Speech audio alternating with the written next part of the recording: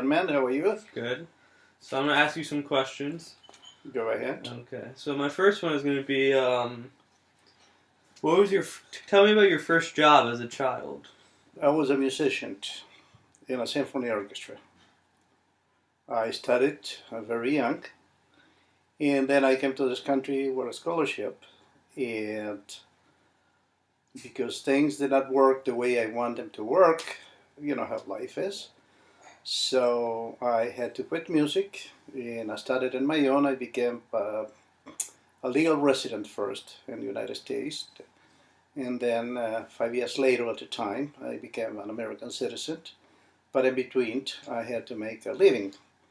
So I couldn't afford to go to school full time. So I went for a while to school, music school, and but then of course that don't last very long because I had to make a living. So I started working as actually I had all kind of jobs. I started as elevator operator. Then I became a maintenance man on the same building. And then I quit there and I moved to New Jersey and I started working as a maintenance mechanic in a big plant, a container plant. Those plants that make containers. And I worked for my way up in there. I became a union member in which I was a little over 10 years. And from there on, I quit the union because I became a supervisor. And becoming a supervisor, I couldn't be a member of the union. So from there on, I worked my way up.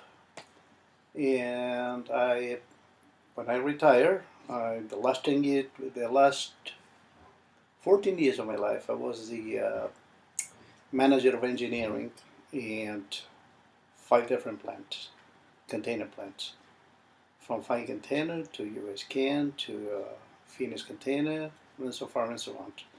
They made me travel around the country,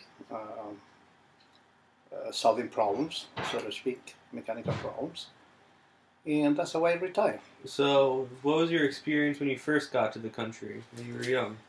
It was difficult because I was very young, and I was very lonely, and I had no family whatsoever.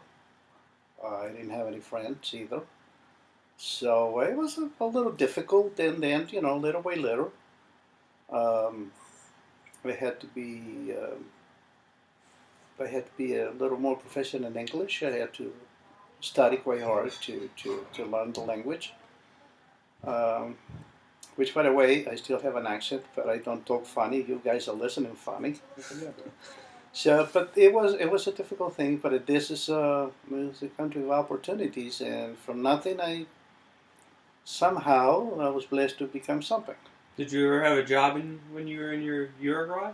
Yes, I was a musician. And now, Actually, in the symphony orchestra. can you compare the working in Uruguay to working in America? Well, working in the old country, number one, it was easy for me because, number one, I was doing what I loved to do and I was getting paid for it. Okay? I was not a member of any union in there because the symphony orchestra at the time, when I'm speaking over 50 years ago, the symphony orchestra was controlled by the government. So it was a nice job. And then the scholarship came out, and all the things happened in the country, and the old country, and the old country started going bad. So my mother, which was the only family I had at the time, urged me to stay in this country, and that's why I made the decision to stay in this country, and I quit everything else. What was your favorite job that you ever had? Was it working when you were a musician? Well, I love being a musician with a passion. But there's an old saying in the book of the Republic and Plato, the job is one of the secrets to life, to happiness, is not to do what you like, but when you like what you do. So, That's fine. Keep going. yeah, that was fine. But if I had to pick, being a musician is It was my dream all my life. I had to change gears, but that's life. Can you tell me about your favorite boss that you ever worked for? My favorite one, I'm sorry. Your favorite boss. My favorite boss was a very old and intelligent man. His name was Don Ergo, and he taught me a lot about life and work, and that was in this country. And where was that? When I was working with US Can, and he lived in Maryland, and he was much older than me, but he was a very intelligent, kind human being. What was one of the greatest lessons he ever taught you?